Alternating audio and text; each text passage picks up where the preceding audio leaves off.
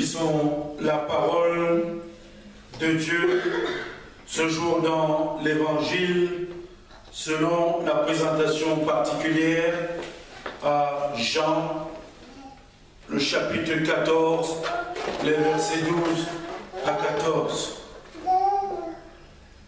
Jean, chapitre 14, les versets 12 à 14.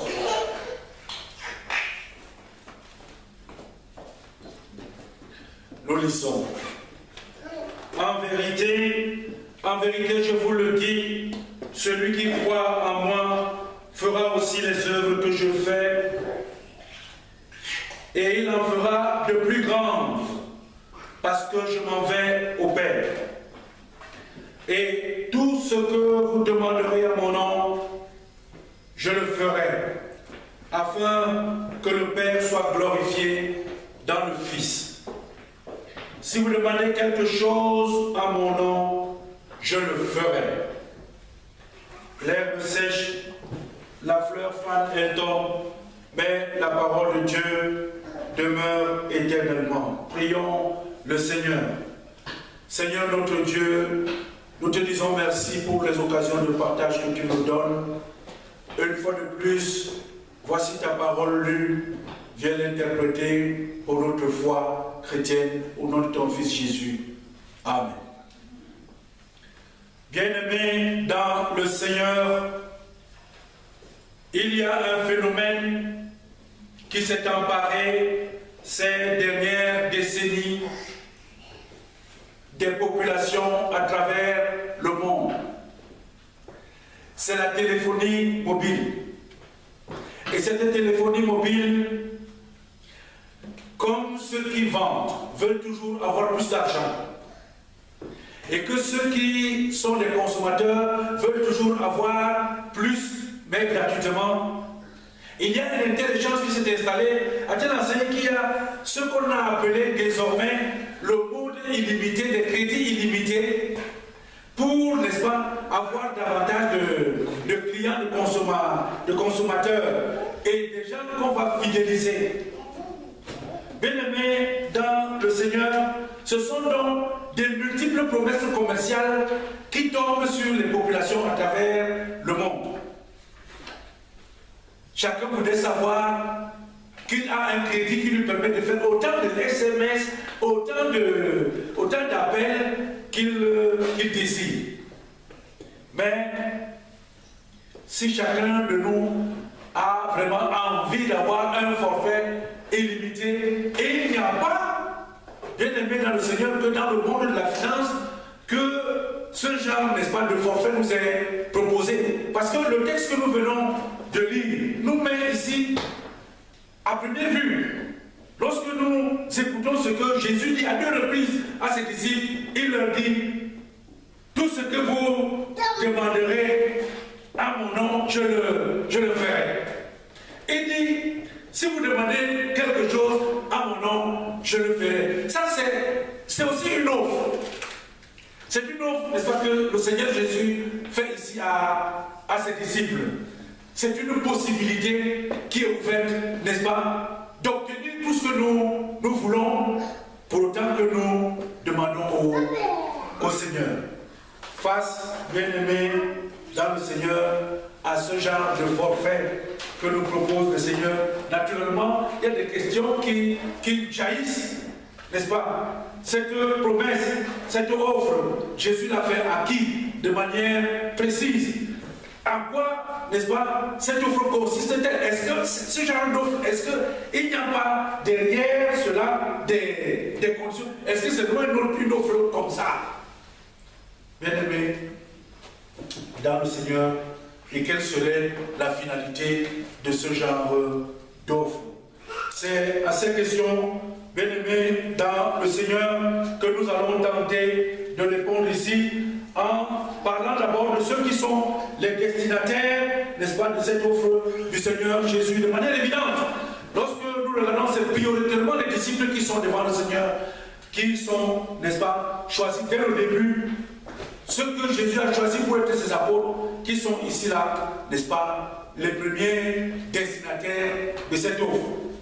tout ce que vous, parce qu'il dit tout ce que vous, c'est ceux qui sont naturellement en sa présence. Tout ce que vous demanderez à mon nom, je le ferai. Mais si les apôtres bien-aimés dans le Seigneur sont les bénéficiaires des tout premiers de l'offre de crédit, de cette offre, de ce forfait que le Seigneur propose, est-ce qu'ils sont les seuls?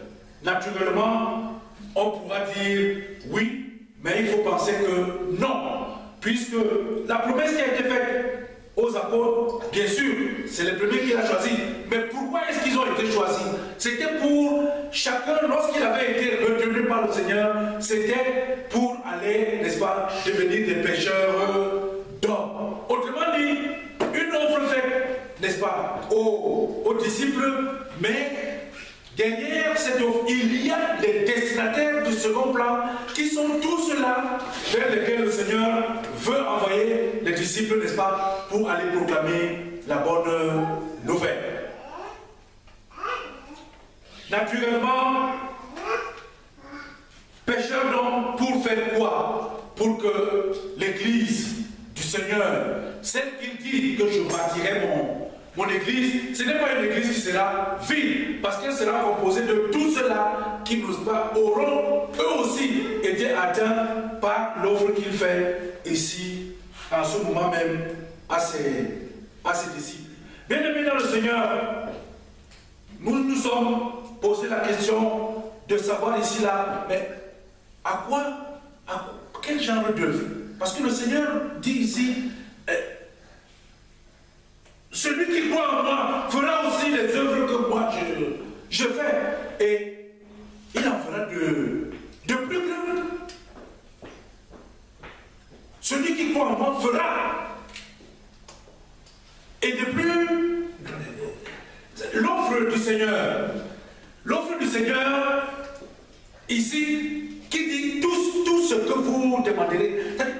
Je vous donne la possibilité d'agir, la possibilité de faire même plus que moi-même qui vous envoie.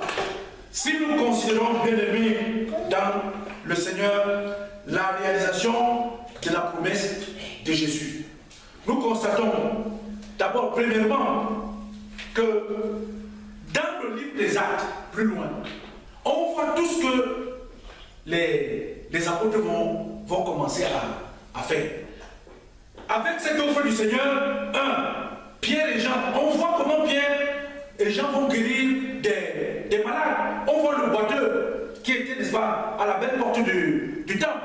Le Pierre va lui dire, je n'ai ni or ni argent, mais au nom de Jésus, lève-toi et marche. Et la personne s'est levée, elle s'est mise à courir, mais pas marcher, mais à courir.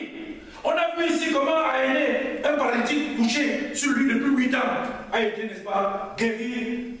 On voit comment Paul a saisi un infirme de naissance et quelqu'un qui n'avait jamais marché, mais qui a commencé à marcher. Paul a chassé le démon qui habitait une servante dans la ville de Philippe. Les apôtres donc, bien aimés, avec le forfait que le Seigneur dit, que tout ce que vous demanderez à mon nom, je le ferai. Et je vous promets que vous ferez des œuvres plus grandes que moi-même. On voit donc comment les apôtres, ici, avec ce forfait, ont commencé donc à reproduire avec succès les œuvres que Jésus avait faites. Et dans certains cas, Jésus n'avait jamais rassemblé autant de monde. À la prédication de Paul, il est dit, quand Pierre a fini de parler, 3000 personnes, 3200 coups se sont convertis. Ce que Jésus n'avait pas fait. La conversion. Beaucoup de choses curieuses sont rapportées dans le livre des Actes. Je suis allé pêcher dans Actes 5.15. Je pourrais vous donner à nouveau, n'est-ce pas, ces textes plus tard. Mais dans Actes 5.15, il est dit qu'on a porté les malades dans la rue et que l'on les plaçait sur des lits et des couchettes, afin que lorsque Pierre va passer, son ombre, au moins, qui va couvrir quelqu'un parmi eux, que tous ceux qui étaient malades et qui étaient perturbés par les esprits guérissaient. C'est vraiment l'ombre de Pierre. Même Jésus n'avait pas fait autant. Même Jésus n'a pas fait autant. Dans Actes 19, 11, 12, il nous a relaté que Dieu faisait des miracles extraordinaires par les mains de Paul, au point qu'on appliquait sur les malades des linges ou des mouchoirs qui avaient touché son corps. Et les entraient et les esprits malins sortaient. Ça, c'est noté dans le livre des Actes des Apôtres. Des choses extraordinaires qui se sont produites du temps de Jésus. Les apôtres ont dépassé largement et ils ont confirmé la parole du Seigneur dans l'offre qu'il fait. Que si celui qui croit en moi, tu demandes à mon nom, tu feras des œuvres plus grandes même que les miennes. Bien-aimés dans le Seigneur, nous avons vu que des nations, nous aussi, nous en Afrique, on ne connaissait pas Jésus.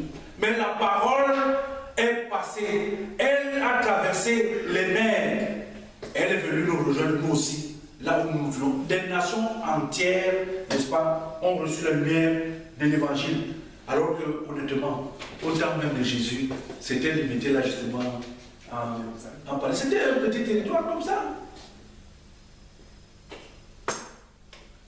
Malgré tous les éléments, bien-aimés dans le Seigneur, malgré toutes les fautes que l'on croise dans l'Église, les faiblesses, on ne peut pas ne pas dire que là où l'Évangile, n'est-ce pas, a pénétré, que la barbarie n'a pas reculé, que l'idolâtrie n'a pas reculé, que beaucoup de mauvaises choses n'ont pas reculé. On ne peut pas dire que la parole de Dieu n'a pas apporté quelque chose dans la vie des peuples et dans la vie des individus. Mais quel est le but de tout ceci? Toutes les promesses dans la Bible, tous les forfaits que l'on peut donner, tout ce que Dieu peut donner gratuitement, il y a une seule chose qui est visible, c'est la gloire, n'est-ce pas, du Père, n'est-ce pas, dans le Fils.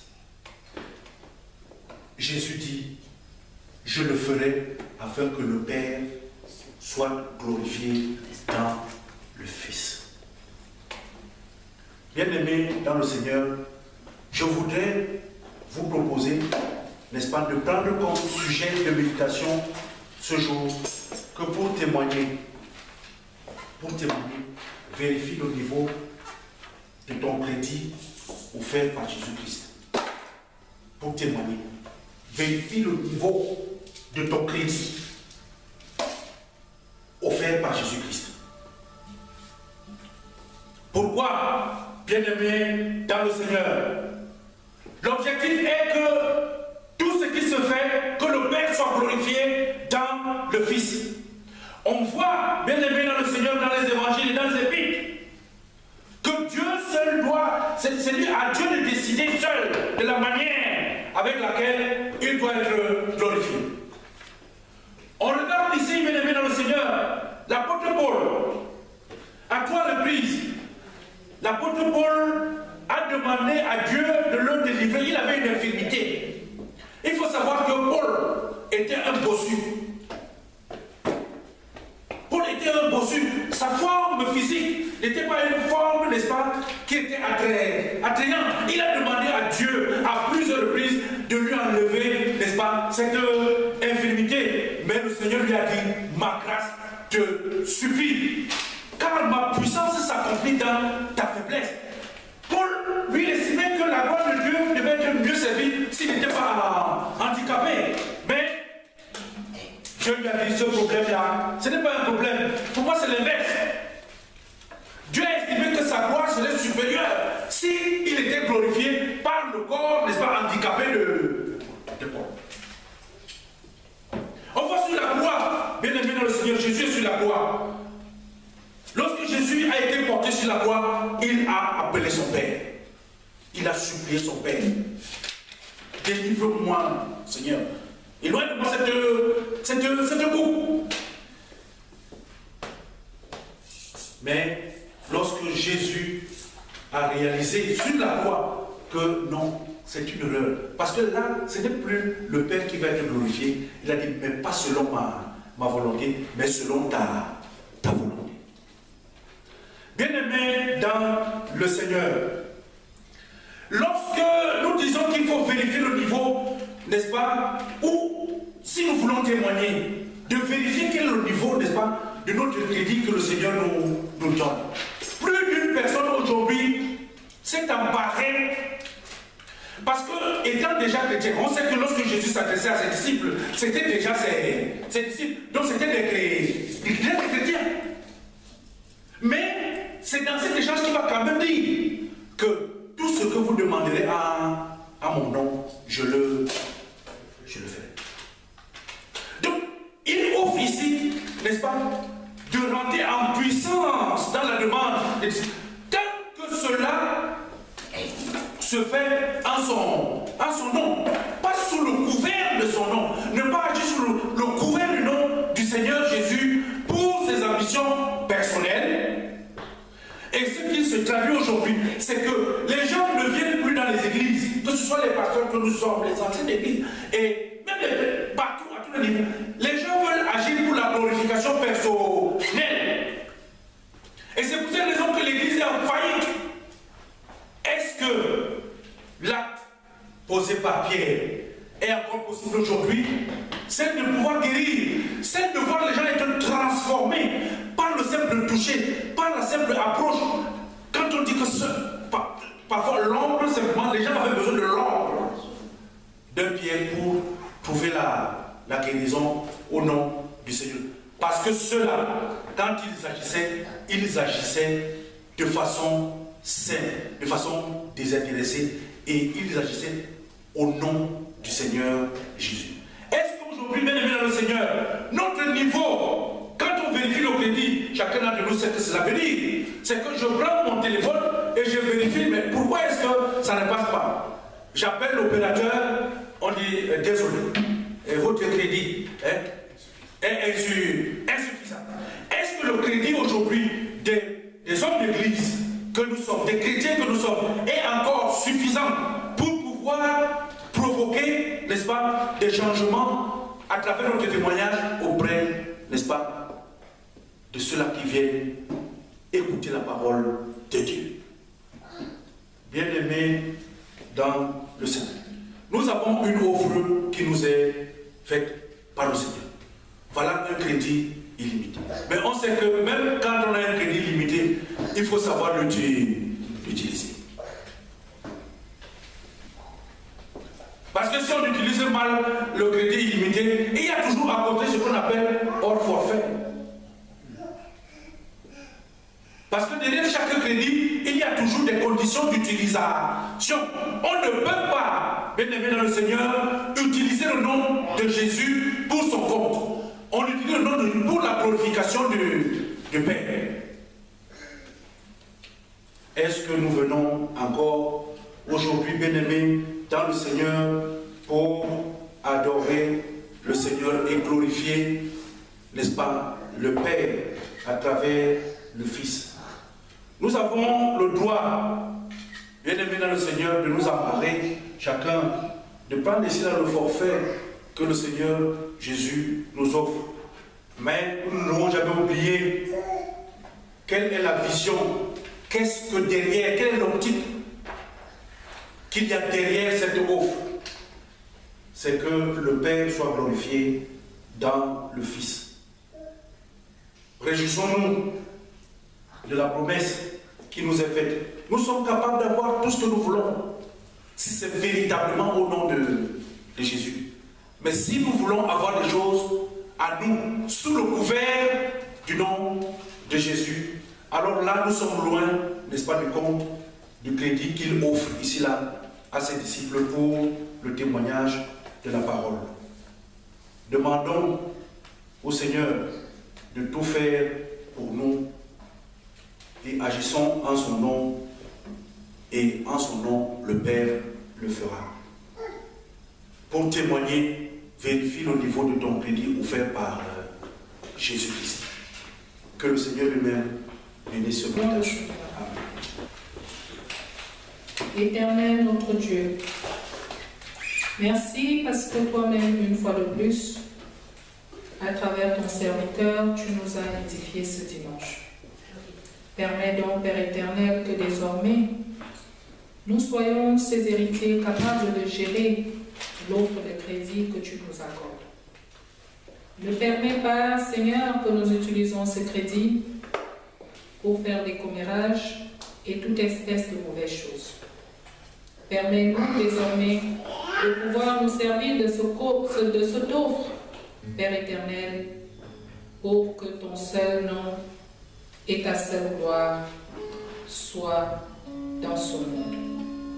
Seigneur, à tous ces chrétiens, Père éternel, désormais, qui vont user de leur crédit pour l'utiliser pour toute espèce de mauvaises choses. Toi-même désormais, toi qui es capable de la gérance de tout, toi qui accordes tout, permets, Seigneur, que nous soyons donc capables de proclamer ce message à nos frères et sœurs qui sont à l'extérieur et à celui-là qui nous a édifiés cet après-midi. Toi-même, nourris-lui davantage afin que, Seigneur, seul ton nom et ta gloire seule nous suffisent.